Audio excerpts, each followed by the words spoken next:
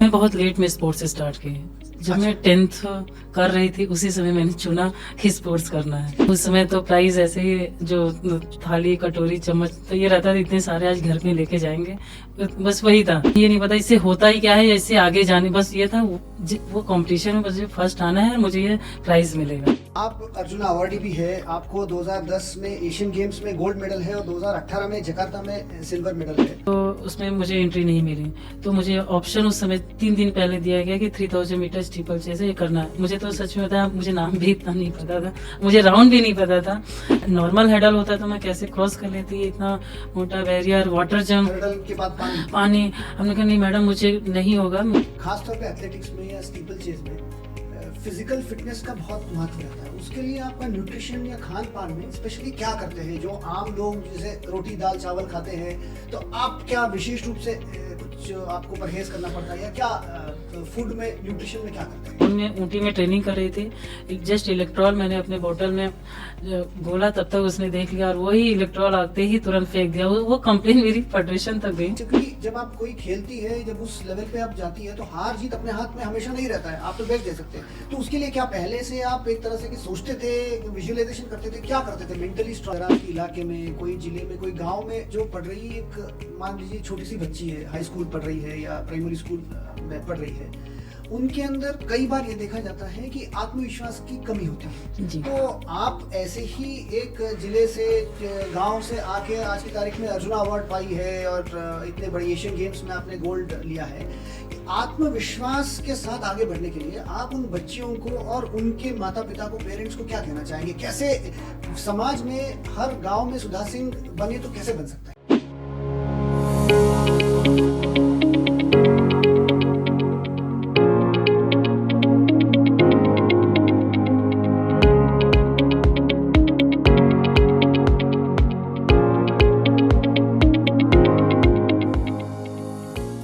सुधा जी बहुत बहुत धन्यवाद, आप यहाँ पर आई हैं। ये पॉडकास्टिंग का उद्देश्य ये है, आप जैसे महान हस्तियों को, हमारे प्रदेश और देश के युवाओं को हम परिचय कराएं और आपने जो उपलब्धि पाई है अपनी ज़िंदगी में, प्रत्येक युवक और युवती भी कोशिश करे कि अपनी ज़िंदगी में भी बेहतर से बेहतर करने के लिए। कि मैं रिक्वेस्ट करता हूं कि आप अपने बारे में बताइएगा कि आप कहाँ की है और आपकी उपलब्धि के बारे में। मेरे पास तो है ही, मैं वैसे भी जानता हूँ, बट आप प्लीज़ बताइएगा। सबसे पहले मैं आपका बहुत बहुत धन्यवाद करती हूँ कि आपने मुझे बुलाया। मैं रायबरेली की रहने वाली हूँ और मेरा विलेज अमेठी में है, लेकिन जो मेरी पढ़ाई और स्पोर्ट्स सब कुछ रायबरेली से ही स्टार्ट हुई है। और सबसे बड़ी बात है कि मैं बहुत लेट में स्पोर्ट्स स्टार्ट की। जब मैं 10th कर रही थी उसी समय मैंने चुना कि स्पोर्ट्स करना है। उससे पहले क्या सोचती थी कि जब आप प्राइमरी स्कूल में होंगे, कुछ सोचती थी क्या करना है? नहीं, मैंने कभी नहीं सोचा कि मुझे स्पोर्ट्स करना है, क्योंकि मेरी फैमिली में भी कोई स्पोर्ट्स पर्सन नहीं था कि मैं जिसको देख के इंस्पायर हूँ और मैं करूँ। बस स्कूल में ही जैसे छोटे मीट रहते हैं, ग्राउंड में हम लोग गए और वहाँ पे एक साइंस सेंटर हमारा कैंपस था, मोतीलाल नेहरू स्टेडियम है। तो हम लोग ऐसे ही जो स्कूल के ड्रेस में लेके गए मैडम लोग, जो स्कूल टीचर होते हैं, स्पोर्ट्स टीचर, तो वहाँ से वो ले गए हम। तो वहाँ पे मुझे 5000, 3000 मीटर्स और 1500 मीटर्स, मैंने 3 इवेंट्स दिए गए थे मुझे डिस्ट्रिक्ट मीट में। और जो वहाँ पे कंटिन्यू ट्रेनिंग करते थे गस, तो उसने भी पार्टिसिपेट्स किया था और मैंने भी किया। और मैं नंगे पैर ऐसे ही, जो शर्ट और स्कर्ट रहता है उसमें ही मैं मतलब रनिंग की और बीट, जो दूसरा ट्रेनिंग करती थी मैं उसको बीट कर गई। तो जो बेनिफिट मुझे वो मिला, जो वहाँ पे साइंस सेंटर था और अपना स्पोर्ट्स हॉस्टल भी है वहाँ पे। तो वहाँ के कोचेस लोग मेरे घर आए, पहले पूछा कि कहाँ से हो, तो वो लोग दूसरे दिन मेरे घर आए कि मेरे घर में मतलब बताया कि आपकी बच्ची स्पोर्ट्स कर सकती हैं। तो लेकिन मुझे भी नहीं पता था कि क्या होता है। मैं बस प्राइज़ मिलेगा, उस समय तो प्राइज़ ऐसे ही जो थाली कटोरी चम्मच तो ये रहता था, इतने सारे आज घर में लेके जाएंगे, बस वही था। ये नहीं पता इससे होता ही क्या है या इससे आगे जाने, बस ये था वो कंपटीशन में मुझे फर्स्ट आना है और मुझे ये प्राइज़ मिलेगा। आप अर्जुन अवार्डी भी है, आपको 2010 में एशियन गेम्स में गोल्ड मेडल है और 2018 में जकार्ता में सिल्वर मेडल है। तो ये तो दुनिया को पता है। क्या आपने कहा कि 10th के बाद आपने शुरू की, तो इससे पहले तो स्टेट लेवल नेशनल लेवल में पार्टिसिपेट किया, कि वो सफ़र कैसा रहा? हाँ, वो सफ़र ऐसे ही था। उसके बाद जब वो लोग मेरे घर आए कोचेस लोग, तो कि आपकी स्टेडियम आने के लिए, लेकिन थोड़े ही दिन आए। उसके बाद केटी सिंह बाबू स्टेडियम, जो हमारा हॉस्टल है स्टेट गवर्नमेंट का, वहाँ पे ट्रायल था उसी समय।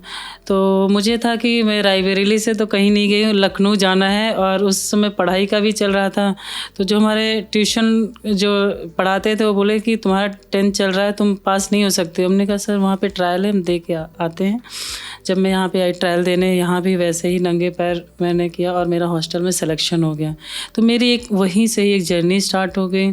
और मैं हॉस्टल की और यूपी की भी पहली एथलीट थी जो पहले ही साल में जाके, मैं 3 महीने बाद ही मैं जूनियर नेशनल में ब्रॉन्ज मेडल 3000 मीटर किया। स्टीपल नहीं, 3000 मीटर। मैडम ये बताइए कि स्टीपल चेस होता क्या है, और नॉर्मल रनिंग रेस में और स्टीपल चेस में क्या अंतर रहता है? 3000 मीटर स्टीपल चेस में नॉर्मल के आपको कोई बैरियर नहीं है, हैडल। जो 3000 मीटर स्टीपल चेस है उसमें 7.5 राउंड होते हैं, और उसमें एक वाटर जंप होता है और 4 बैरियर होते हैं।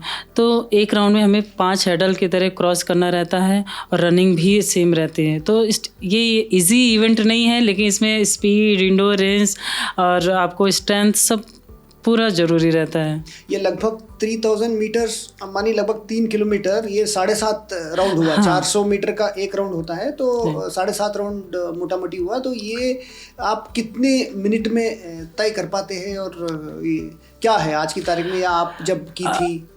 आपको सर एक चीज़ ये बताना चाहूँगी कि जब मैंने मतलब ये मेरा इवेंट रेलवे में जॉब के बाद मैंने ये इवेंट पकड़ा है। अच्छा। मेरा जब मैं हॉस्टल में थी, मैं 5000 मीटर, 3000 मीटर, 1500 मीटर ही करती थी। कभी कभी 800 मीटर भी किया।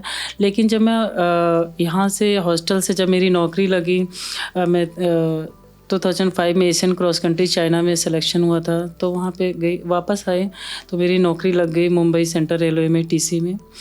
उसके बाद जब मैं वहाँ पे मुंबई में बहुत दिक्कतें हुई। उसके बाद क्योंकि वहाँ पे हम किसी को जानते नहीं हैं और रहना खाना बड़ा मुश्किल हुआ।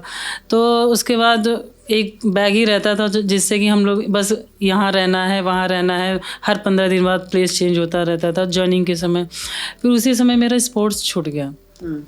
और मुझे था कि मेरे भी मन में आया चलो नौकरी लग गई है और ठीक है अब तो कुछ नहीं हो सकता, और मेरा भी मन हट गया था। लेकिन जब मेरे जो स्पोर्ट्स ऑफिसर थे तो उन्होंने मुझे ऑफिस में बुलाया कि मैं तुम्हें किस लिए ज्वाइन किया, तुम्हें याद है? सबके सामने मुझे बहुत डांटा और बोला कि तुम्हें मेडल लेना है, नहीं मैं तुम्हें नौकरी से निकाल दूँगी।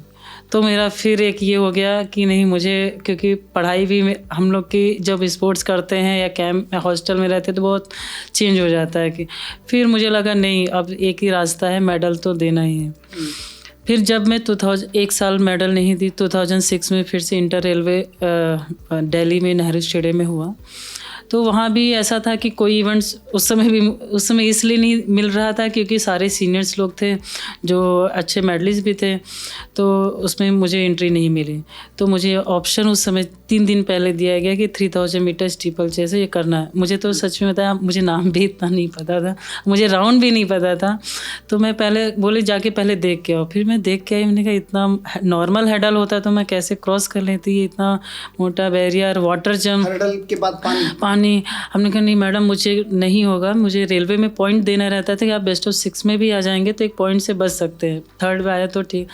तो मेरा टारगेट था, हम कहा मैडम आप मुझे 1500 दीजिए, कोई भी इवेंट दे दीजिए, मैं बेस्ट ऑफ 6 में आ जाऊँगी, पर ये इवेंट मत दीजिए। लेकिन बोला कि नहीं करना है। फिर मैंने किया और आप बिलीव करेंगे मैं 6 ही पोजीशन, हमने कहा भगवान मुझे बस कैसे भी 6 पोजीशन ला देना, तो मैं 6 ही आई उसमें। तो उसके बाद मैंने ठाना कि मैं हमेशा, तो जब भी मैं जूनियर में कभी मैं 3rd नहीं आई हूँ, हमेशा फर्स्ट सेकंड और नॉर्थ जोन, इंटर जोन, ऐसा कोई इवेंट नहीं था। वो बोलते हैं कि भगवान की भी एक आशीर्वाद था कि मैं कभी मेडल से आउट नहीं होती थी, कोई भी कंपटीशन जाती थी जब तक मैंने स्पोर्ट्स किया। आप ये बताइए सुधा जी कि ख़ास तौर पे एथलेटिक्स में या स्टीपल चेज में फिजिकल फिटनेस का बहुत महत्व रहता है, उसके लिए आपका न्यूट्रिशन या खान पान में स्पेशली क्या करते हैं? जो आम लोग जैसे रोटी दाल चावल खाते हैं, तो आप क्या विशेष रूप से कुछ आपको परहेज करना पड़ता है, या क्या फूड में न्यूट्रिशन में क्या करते हैं? हम लोग फ्रूट्स में जो हमारा एक रशियन कोर्स थे, पहले तो हमें कुछ भी नहीं पता रहता था, हम लोग नॉर्मल जैसे जो भी खाना मिलता था खाते थे। लेकिन जब कैम्प में मैं गई 2009 में रशियन कोर्स से जब मिले, तब उसने मतलब ये था कि फुल मतलब ऑयली तो खाना ही नहीं, हर चीज़ हमारा बॉयल रहता था और बॉयल ही फूड रहता था और फ्रूट्स ड्राई फ्रूट्स। और उसका एक कोच का बड़ा मतलब हम लोग को भी यकीन नहीं होता था, जैसे हम लोग गवर्नमेंट से भी हम लोग को मेडिसिन या जो भी मिलता था उसको भी मना कर दिया था, बोला इसका हमें पैसा आप फ्रूट्स और ड्राई फ्रूट्स में कन्वर्ट करिए। और सभी को मिलता था, जैसे हमारे पूरे एथलीट में थ्रोअर हैं, लेकिन हमें हमारे लिए चेंज कर रखा था क्योंकि उसको बिलीव नहीं था। और आपको मैं बता दूं कि एक बार मैं ग्राउंड में ऊटी में ट्रेनिंग कर रही थी, जस्ट इलेक्ट्रॉल मैंने अपने बोतल में घोला, तब तक उसने देख लिया और वही इलेक्ट्रॉल आते ही तुरंत फेंक दिया। वो कंप्लेन मेरी फेडरेशन तक गई कि मैं इलेक्ट्रॉल पिया। अच्छा, अब उसके मायने में तो ये था कि इलेक्ट्रॉल भी वो चाहते थे इलेक्ट्रॉल भी नहीं पीना चाहिए। नहीं। तो हम लोग उससे बहुत सीखे हैं और एक उससे सीखे नहीं उसके वो जब इंडिया में 2005 में तो बॉइल्ड आइटम लेते थे, फ्राइड आइटम नहीं लेते थे। नहीं। दूसरा क्या चीनी नहीं बहुत ना के बराबर या बिल्कुल नहीं लेते? नहीं बिल्कुल नहीं, रहेगा तो ब्राउन शुगर, लेकिन शुगर ही लेकिन हम लोग थोड़ा सा ही लेते थे। जब मेडल मिलेगा उसके बाद भी कुछ चीनी खाते थे या तब भी मिठाई नहीं खाते? नहीं सर, तब भी नहीं खाते थे। और ऐसा हुआ कि अभी भी ऐसा कोई नहीं कि मिठाई रख देते हम लोग खाने ही लगे। ऐसा कुछ भी नहीं खाते, एक आदत सा हो गया है, बन गया है। ओके। तो और दूसरा ये बात बताइएगा कि ख़ास तौर पे जब आप एशियन गेम्स में खेल रहे हैं, तो आप जब एशियन गेम्स के विलेज में पहुंचते हैं, आप गुआंगझो में गए हैं, जकार्ता में गए हैं, तो वहाँ पर क्या मनस्थिति रहती है? क्योंकि आपको ये नहीं पता है कि आप वहाँ मेडल मिलेगा नहीं मिलेगा, तो आप एशियन गेम्स विलेज में पहुँचे हैं। आप अगर उस टाइम पे अगर आप सोचेंगे अपने आप को, वो जो भी आप एक हफ्ता टाइम रहता है, तो कैसे आप अपने आप को ट्यून करेंगे कि आप अपने बेस्ट देना चाहने के लिए क्या करते हैं?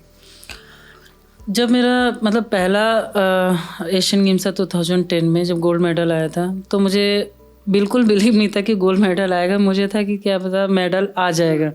उसी के 2009 में सेम ग्राउंड में 2009 में एशियन चैम्पियनशिप था, जो वो मेरा पहला मेडल था सीनियर का। मैंने सिल्वर मेडल भी लिया था और नेशनल रिकॉर्ड भी ब्रेक किया था।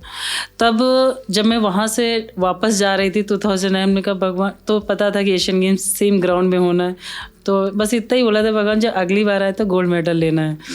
लेकिन उसके बाद जब मैं वहाँ पे आई, क्योंकि तब तक तो आपको भी पता है कि एथलीट में केनिया से, हमारे बहरीन से भी पार्टिसिपेट्स करते हैं। तो अरे ये एक चीज़ बताइएगा कि ये बहुत जनरली एथलेटिक्स में ये लोग मानते हैं कि जो अफ्रीका से जो एथलीट्स आते हैं, जैसे उदाहरण के लिए एलियड किपचोगे है, जो मैराथन में 2 मिनट से कम, इसमें 41 किलोमीटर उन्होंने अभी वर्ल्ड रिकॉर्ड किया था कुछ दिन पहले।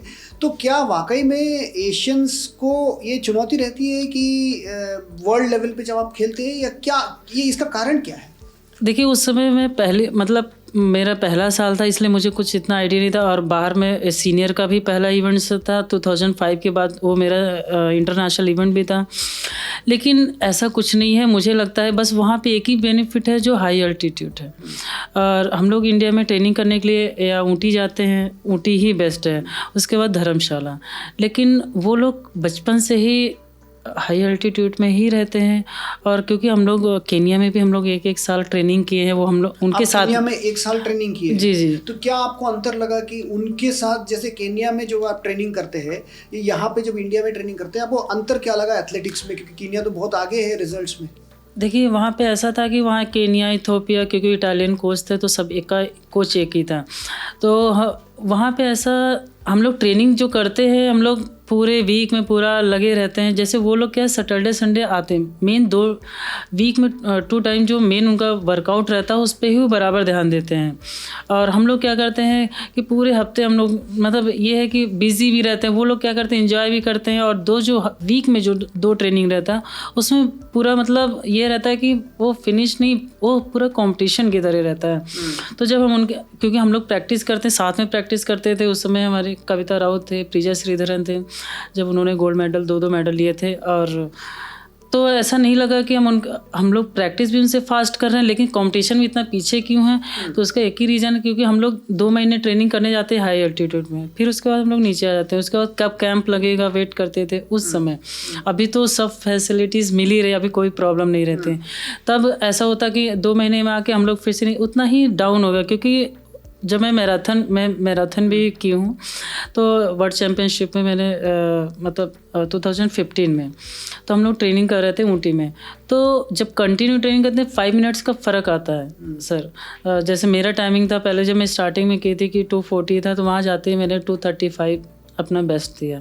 तो मेन जो हाई एल्टीट्यूड का फ़र्क बहुत रहता है। अच्छा, बहुत ज़्यादा। एक बात ये बताइएगा, ये जो इस पॉडकास्ट को सुन रहे होंगे या देख रहे होंगे, उनको भी ये जनरली उनके मन में भी ये जिज्ञासा रहती है कि जब भी हम किसी परीक्षा में या स्पोर्टिंग कंपटीशन में परफॉर्म करते हैं, मेंटल स्ट्रेंथ, मानसिक रूप से कितने हम सक्षम रहते हैं, ये बहुत इम्पोर्टेंट होता है। आप जब पीछे मुड़ के देखती है और सोचती है, कैसे आप अपने आप को मेंटली स्ट्रांग रखती थी? या उस वक्त क्योंकि जब आप कोई खेलती है, जब उस लेवल पे आप जाती है, तो हार जीत अपने हाथ में हमेशा नहीं रहता है, आप तो बेस्ट दे सकते हैं। तो उसके लिए क्या पहले से आप एक तरह से कि सोचते थे, विजुअलाइजेशन करते थे, क्या करते थे मेंटली स्ट्रांग रहने के लिए?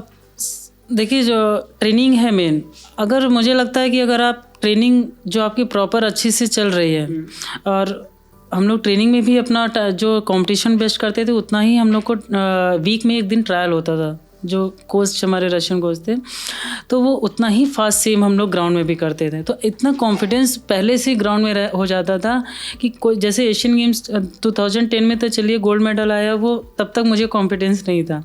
लेकिन उसके बाद जितने भी इवेंट्स किए हैं, और थोड़ा सा तो रहता ही है कि अंदर चाहे आप कितना भी ओलंपिक में, लेकिन जब तक लाइन में खड़े रहते हैं थोड़ा सा रहता है। लेकिन मुझे लगता है कि आप अपनी ट्रेनिंग पे अगर बिलीव किए मैंने क्या किया है, आप उस ट्रेनिंग पे मुझे बेस्ट करना है, चाहे आप 1 सेकंड बेस्ट करिए। आप मेडल के उस समय मत सोचिए, आप अपना टाइमिंग अगर बेस्ट करेंगे तो आप, मुझे लगता है कि मेडल से आप आउट नहीं हो सकते हैं।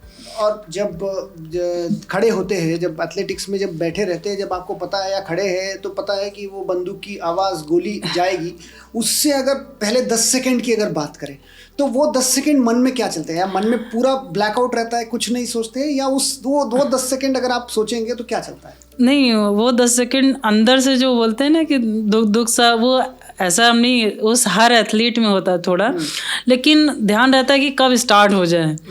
और मुझे तो भाई 2-3 इवेंट्स रहते थे, हाँ। और मुझे है कि नेशनल में मुझे ज़्यादा ऐसा लगता था फिर, लेकिन इंटरनेशनल मीट में ऐसा नहीं लगता था। बस 1-2 इवेंट्स में, उसके बाद कभी ऐसा नहीं लगा। हाँ, जब नेशनल में होता था, और ख़ासतौर जब कभी यूपी में कॉम्पिटिशन होते थे, तो मुझे ज़्यादा होता था। अच्छा, क्योंकि घर में करने की ज़्यादा प्रेशर रहता था। हाँ, वो यूपी में कभी कंपटीशन होता तब मुझे एक लगता था हाँ ऐसा हो रहा, तब लगता था। अच्छा। बाकी मुझे कभी नहीं लगा। और क्योंकि कोच हमेशा ये पहले बता तुम्हें, क्योंकि उसके 1 हफ्ता से पहले हम लोग को उस 1 घंटा पहले रोज़ वो टीच करता था कि हमने ट्रेनिंग क्या किया है, कैसे किया है, ऐसा करना है।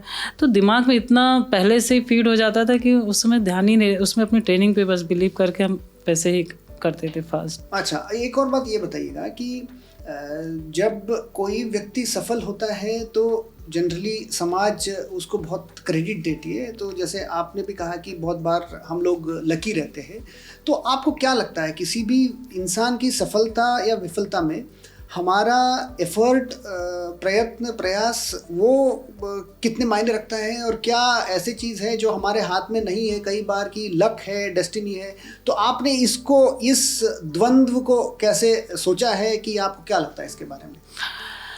देखिए सर, लक तभी काम आता है जब आप मेहनत करेंगे ये नहीं कि हम बैठे हैं और हमारा Fortune favors the brave. कि बैठे हैं और लास्ट में कंपटीशन पे जाके लाइन पे खड़े हो गए, तो ऐसा नहीं है। आप मेहनत के ही साथ आपका लग काम करेगा, वरना ऐसा कोई किताब में नहीं कि आप बिना कुछ किए ही आपकी जय जयकार हो। और सफलता जैसे पूछा कि जब हम लोग सफलता होते हैं, जब मेरा मेडल आया, जब तक मेरा, आपको बिलीव है 2009 में मैंने सिल्वर मेडल लिया, और एथलेटिक्स में एशियन गेम्स और एशियन चैम्पियनशिप सेम फाइट होती से, लेकिन तब तक मुझे इतना कोई नहीं जानता था। लेकिन हाँ, जब एशियन गेम्स में गोल्ड मेडल और एशिया रिकॉर्ड उसमें मैंने ब्रेक किया था, तब सब लोग जानने लगे। हाँ, उसके बाद ही मुझे सपोर्ट मिला है, मतलब जिस तरह मिलनी चाहिए। फिर भी उस समय मुझे लगता है कि अगर 2016 के बाद कैंप में, क्योंकि मैं 2006 से लेके 22 तक रही हूँ, तो मैंने सारे दौर देखे कि कैंप, और एक भी ऐसा साल नहीं था जब मैं आउट हुई हूँ।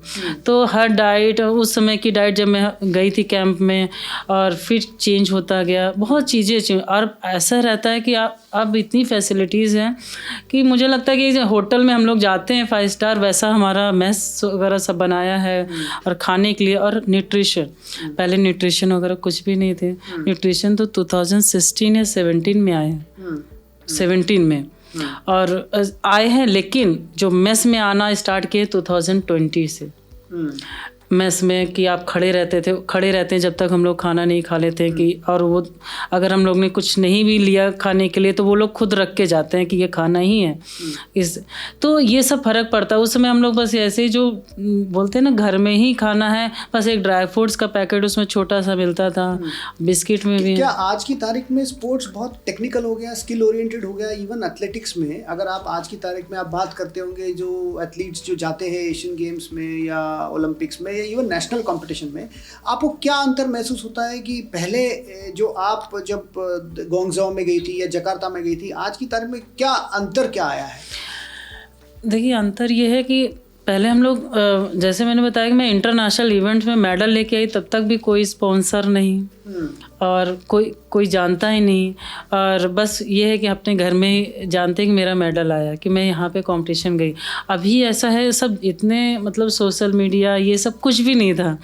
और अभी अगर आप नेशनल में गए हैं, एक मेडल भी आया है, चाहे जूनियर बच्चे, और आप देखिए अभी खेलो इंडिया जब से स्टार्ट हुआ है, सब छोटे छोटे, मतलब आप जो ग्राउंड, मतलब लेवल से स्टार्ट होना अब दिया जा रहा है। तो उस समय ऐसा नहीं था। अगर उस समय भी हम लोग को सपोर्ट मिलता, और ऐसा नहीं कि हम लोग नहीं कर सकते थे। और मैं ऐसी एथलीट हूँ कि जब मैं जो मेरा इवेंट नहीं है, और बहुत मतलब स्पोर्ट्स भी बहुत लेट स्टार्ट की, और उसके बाद भी मैं रेलवे में आने के बाद जो इवेंट चुना, जिसमें मैं 2 बार ओलंपिक्स, एशियन मेडलिस्ट, तो मुझे लगा अगर मैं वही थोड़ा छोटे से या थोड़ा और पहले और मुझे सपोर्ट मिला होता, तो शायद मैं क्योंकि मैं डायमंड लीग में भी 7th पोजीशन थी मेरी उस समय, विदाउट स्पॉन्सर।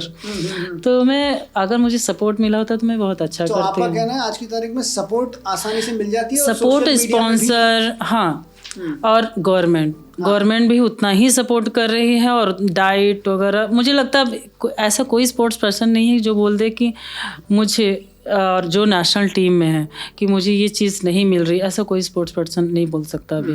तो ये बात बताइए सुधा जी कि जो उत्तर प्रदेश में दूर दराज के इलाके में, कोई ज़िले में, कोई गांव में जो पढ़ रही एक, मान लीजिए छोटी सी बच्ची है, हाई स्कूल पढ़ रही है या प्राइमरी स्कूल में पढ़ रही है, उनके अंदर कई बार ये देखा जाता है कि आत्मविश्वास की कमी होती है जी। तो आप ऐसे ही एक जिले से, गांव से आके आज की तारीख में अर्जुना अवार्ड पाई है और इतने बड़े एशियन गेम्स में आपने गोल्ड लिया है। आत्मविश्वास के साथ आगे बढ़ने के लिए आप उन बच्चियों को और उनके माता पिता को, पेरेंट्स को क्या कहना चाहेंगे? कैसे समाज में हर गांव में सुधा सिंह बने तो कैसे बन सकता है? मैं सबसे पहले, क्रेडिट तो माँ बाप का ही जाता है। अगर माँ बाप सपोर्ट नहीं करेंगे तो आप नहीं आगे बढ़ सकते हैं। तो मैं, अभी तो फिर भी बहुत लोग जागरूक हैं, लेकिन मुझे लगता है अभी भी उतने नहीं हैं, क्योंकि जहाँ अभी मेरी पोस्टिंग जहाँ है, लालगंज है, मॉडर्न रेल कोच फैक्ट्री है, वहाँ सर स्पोर्ट्स का बहुत बड़ा कॉम्प्लेक्स है, और एक ऐसा भी ग्राउंड नहीं है जो नहीं है वहाँ पे। फिर भी लोगों को पता भी है, फिर भी नहीं आते। उनको लगता है कि हम पढ़ाई पहले हो जाए उसके बाद, तो उसके बाद क्या करेंगे। तो मैं चाहती हूँ कि वो लोग थोड़ा जागरूक हों और वहाँ पे जो आसपास रहते हैं तो मैं उनको खुद भी बोलती भी हूँ और जाके अगर ग्राउंड जाके जैसे कोई बच्चे वहाँ ट्रेनिंग भी करने आते हैं, अभी मैंने देखा कि रेलवे के तो हैं ही जो बाहर से आते हैं, कोई एसआई में निकाला है जैसे झारखंड से, या तो उनको दौड़ने में तो है नहीं, बस रिटर्न में उन्होंने पास कर लिया। तो मैं ऐसे ही बात कर रही थी तो मुझे कह रहे हैं यहाँ पे कोई कोच नहीं है, उन्होंने किसी दूसरे से बात किया अभी 3 दिन पर। हमने कहा उनको बोलो मैं उन्हें ट्रेनिंग दूंगी, क्योंकि मुझे लगता है कि अगर एक ये भी स्पोर्ट्स पर्सन नहीं है लेकिन वो नौकरी के लिए, तो ऐसा नहीं कि उन्होंने रिटर्न निकाल लिया है तो रनिंग में यहाँ पर रहते हुए फेल हो जाएँ, तो ऐसा मेरे रहते नहीं होगा। फिर मैंने उनसे बात किया तो उनको पहले बिलीव नहीं कि मैंने फ़ोन किया उनको, तो हमने कहा मैं आऊँगी ट्यूसडे वेडनेसडे, और मैं खुद भी चाहे मैं एक टाइम भी आपको टाइम दूंगी लेकिन मैं खुद आके ट्रेनिंग कराऊंगी, जिससे कि आपका ये वेस्ट मतलब कि आप उसमें ना हारें। और वहाँ पे आसपास के जितने भी बच्चे आते हैं मैं उनको सपोर्ट भी करती हूँ। और देखिए जब तक मुझे लगता है कि माँ बाप और जो थोड़ा आसपास अगर स्टेडियम है या अगर जो भी डिस्ट्रिक्ट मीट होते हैं, तो मुझे लगता है जो वहाँ पे कोचेस लोग हैं या स्कूल के लोग हैं, कोई जैसे मेरी स्पोर्ट्स टीचर थी, उन्होंने बहुत सपोर्ट किया। वो अभी तक वो मेरे साथ में हैं। तो उनका भी फर्ज बनता है कि अगर आपका बच्चा अगर दिखता है कि ये कर सकता है तो उनको थोड़ा सा बढ़ाएं और उनको स्टेडियम तक ले जाएं। बाद में तो धीरे धीरे जैसे मैं भी, हाँ जैसे हम मेरे घर में आके वो लोग कोच, तो उन लोग का बहुत बहुत धन्यवाद करती हूँ कि अगर वो लोग नहीं आए होते तो मेरे माँ बाप तो जानते ही नहीं थे स्पोर्ट्स के बारे में। तो अगर ये हम लोग की जिम्मेदारी, अगर हम जितने मेरी नज़र में है मैं उनको आगे बढ़ा सकती हूँ, लेकिन मैं अब पूरे उत्तर प्रदेश में खिलाड़ी कहाँ कहाँ पे हम उनको नहीं, लेकिन ऐसा नहीं कि टैलेंट नहीं है यूपी में, सभी इंडिया में तो है, लेकिन खासतौर जो लॉन्ग डिस्टेंस का है वो अपने उत्तर प्रदेश में ही है। आप अगर गांव में देखिए, हम लोग जो गांव में कभी जाते हैं तो बच्चे इतना बड़ा बड़ा बोझा सब कुछ उठा के जाते हैं, तो वही तो एक पावर है।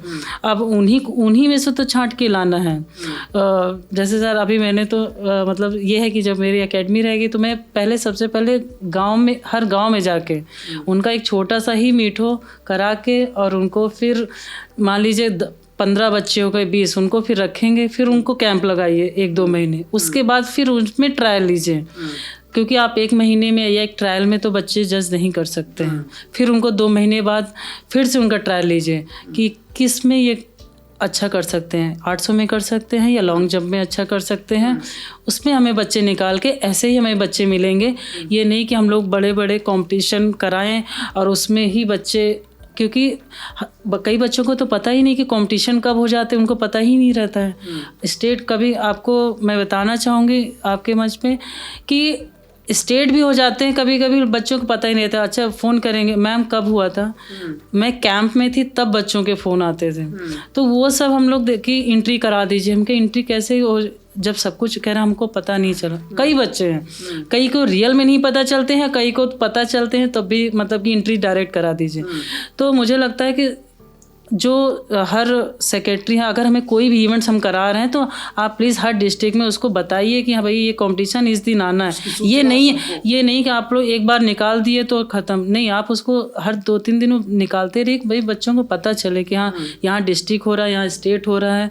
तो वो आपका काम है बताने के लिए। हम अभी मुझे किसी भी स्पोर्ट्स पर्सन, अगर मैं रेलवे में ऑफिसर हूँ, मैं अपने वहाँ पे बच्चों को नहीं अगर कुछ भी बता सकूँ तो मुझे लगता है मेरा यहाँ आना यूपी में वापस आके और ये काम कर फिर बेकार है मेरा आना यहाँ पे। अब मैं इसी के लिए आई भी हूँ यहाँ पे। ये एक बात ये बताइएगा, ये भी बहुत ज़रूरी है आज की तारीख में युवाओं में कि सुधा सिंह एक सफल एथलीट है, एक सफल इंसान है। ये तो हम लोग पर्दे के सामने जो दिखती है वो सब जानते हैं, बट बहुत बार ऐसे इवेंट्स हुई होगी, ऐसे पल आया होगा आपकी ज़िंदगी में, आपने भी मेडल नहीं जीती होगी, आप भी कभी आपको लगा होगा कि अरे ये तो हम हार गए। तो उस वक़्त आप अपने आप को कैसे, आप मनोस्थिति को बनाए रखे, हार के बाद कैसे अपने आप को आप देखती थी? ये आपने बहुत अच्छा क्वेश्चन किया और मेरे साथ ऐसा हुआ भी है। 2010 में मैंने गोल्ड मेडल लिया था, एशिया रिकॉर्ड ब्रेक किया था, लेकिन जब दूसरा एशियन गेम्स आया 2014 साउथ कोरिया, मैं वहाँ पे माइक्रो सेकंड से 4th हो गई थी। अच्छा। तो उस समय तो लगा, और बार बार बिलीव नहीं हो रहा था, और ये था कि माइक्रो सेकंड से फोर्थ हो गया। और मैं 2010 एशियन गेम से अपना 22 बेस्ट करके भी माइक्रो सेकंड से फोर्थ हो गए।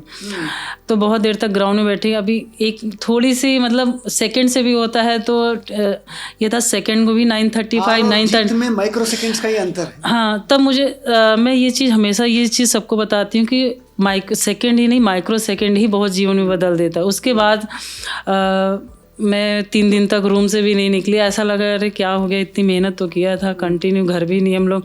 और जो हमारे रशियन कोच थे उनका एक डिसिप्लिन था, अनुशासन था कि हम लोग पूरे साल में जब तक कोई इवेंट, चाहे वो 2 साल तक हो, हम लोग घर नहीं आते थे एक दिन के लिए भी छुट्टी। इवन हमारे पास मोबाइल भी नहीं रहता था, उनके ही पास वो 1 घंटे के लिए देते थे, मोबाइल उनके पास ही रहता था, दोनों ओलंपिक्स में उनके पास। तो उस समय मैं इतना डिप्रेशन में थी, अब बोल सकते कि मैं वापस लखनऊ आ गई। कैंप छोड़ के 3 महीना हुआ था। उसके बाद हमने कहा नहीं, अब हो गया, मुझे अर्जुन अवार्ड तो मिल गया, एशियन गेम्स गोल्ड मेडल हो ही गया है, कोई बात नहीं, बस इतना ही। और ओलंपिक्स भी, मैं लंदन ओलंपिक्स भी हो चुका था, तो हमने कहा छोड़ो अब नहीं करते हैं इतना। फिर उसके बाद यहाँ पे JS भाटिया कोच थे, द्रोणाचार्य अवार्डी जो हैं, फिर उन्होंने मुझे एक नया टास्क दिया, 42 किलोमीटर मैराथन, जो मेरा इवेंट बिल्कुल डिफरेंस था। और उन्होंने यही एक अम्बेडकर पार्क था जिसके मैं हमेशा चक्कर लगाती थी। मैं 4 महीने फिर मैं कैंप से आके, मुझे बहुत बार बुलाया गया फेडरेशन से, उनका मैं नहीं आऊँगी, अब मुझे करना है, मैं लखनऊ में रह के ही करूँगी। फिर भी मैंने किया, और उस समय बस उन्होंने कहा था बेटा तुम मुंबई मैराथन हो रहा, सिर्फ कंप्लीट करना, छोड़ना मत रेस। और मुझे इस यहाँ पे मैं जब इसके चक्कर लगाती थी अम्बेडकर पार्क, सब कहते ये कौन है इतना सुबह से आके, और वो भी ठंडी में, वो साइकिल साथ वो मेरे लगे रहते थे। उनको नहीं पता था कि वो भविष्य के एशियन गेम्स जकार्ता के सिल्वर मेडलिस्ट को देख रहे हैं। फिर उसके बाद मैं मुंबई मैराथन गई, और सिर्फ कंप्लीट है, और वहाँ प्राइज मनी भी अच्छा था। तो वहाँ पे उसके बाद जब फिनिश की तो मेरा वर्ल्ड चैम्पियनशिप का क्वालिफाई हो गया। तो मैं अपने यहाँ लखनऊ में रह के और इसी एरिया में रह के भी मैंने वर्ल्ड चैम्पियनशिप क्वालिफाई, जब 42 किलोमीटर गया, सब कह रहे अब ये भी इवेंट्स करेंगे, लोग बोले। हमने कहा कि जब कैपेसिटी है तो करते हैं। फिर उसके बाद में जो 2015 वर्ल्ड चैम्पियनशिप गई थी, 13 में स्टीपल चेस से कंप्लीट किया था, और मैराथन से मैं टॉप 20 में थी। जो 2 इवेंट में जी, ये भी अपने आप में बहुत बड़ी चीज़ है। और आपको 2 इवेंट, जनरली एक इवेंट में क्वालिफाई होना और एक इवेंट में खेलना ही बहुत बड़ी चीज़ है। 2 इवेंट तो टफ होता है। और मैं रियो ओलंपिक्स में 42 किलोमीटर मैराथन में भी क्वालिफाई की थी, और स्टीपल चेस में भी। और उस समय फिर उसके बाद मेरा ये भी एक इवेंट हो गया। तब से मैं मुंबई मैराथन की 5 टाइम्स विनर में ही हूँ। कोर्स रिकॉर्ड मेरा है 2 hours 34 minutes का। तो ऐसा था कि ये इवेंट जब दिया सर ने, तो उसके बाद मुझे, अगर मैं 14 में छोड़ दी होती तो दूसरा एशियन गेम्स भी नहीं। जब मैं जगार्ता में मेडल, उसके बाद मैं 16 में ओलंपिक्स गई, 17 में एशियन चैम्पियनशिप भुवनेश्वर में हुआ था, मैंने वहाँ गोल्ड मेडल जीता स्टीपल चेस में। फिर रिटर्न बैक। माइक्रो सेकंड का दुख फाइनली खत्म हुआ कि नहीं? फाइनली जब खत्म हुआ ऐसे दूसरा ओलंपिक, मुझे लगा कि शायद इसी की वजह से कि मैं दोबारा ओलंपिक दूसरा खेलना है। और 18 कहीं कायनात ने लिखी थी कि आपको हराई इसलिए थी कि भविष्य में आपको वर्ल्ड चैंपियनशिप में। हाँ, तो मैं इसमें यही सबको बताना चाहूँगी। देखिए हार जीत लगी उस समय लगता है, लेकिन देखिए हार जीत तो है, जैसे लेकिन 4th आना माइक्रो सेकंड वो ज़्यादा बोलते हैं ना, बहुत तकलीफ रहती है। लेकिन आप सोचिए अगर आपको हार मिली है तो नेक्स्ट उसको आपको टारगेट है कि आप कहीं ऊपर अचीव करेंगे। और हमेशा ऐसा नहीं कि नंबर, भाई पढ़ाई वालों के भी नंबर अगर कम है, ऐसा नहीं कि आप डेली आप 98% है तो 98 ही रहेगा, ठीक है, चलता रहता है। लेकिन आप हार मत मानिए, एक गोल बनाइए जिसे मुझे मतलब बिलीव है कि मुझे वो गोल अचीव करना ही करना है। तो ऐसा मुझे लगता है कि आप मेहनत करें, और ऐसा कोई काम नहीं जो अचीव नहीं कर सकते हैं। सुधा जी, इसी बात के साथ, इसी पॉजिटिव नोट के साथ कि सफ़र आगे चलते रहना चाहिए। आप उत्तर प्रदेश में ही नहीं, देश में युवाओं का प्रेरणा स्रोत है। तो आप ऐसे ही लोगों के लिए अच्छे करते रहिएगा। और यहाँ पर हमारे बीच आने के लिए आपको मैं धन्यवाद देना चाहता हूँ, और सब दर्शकों को भी धन्यवाद देना चाहता हूँ। जय हिंद। धन्यवाद। Thank you.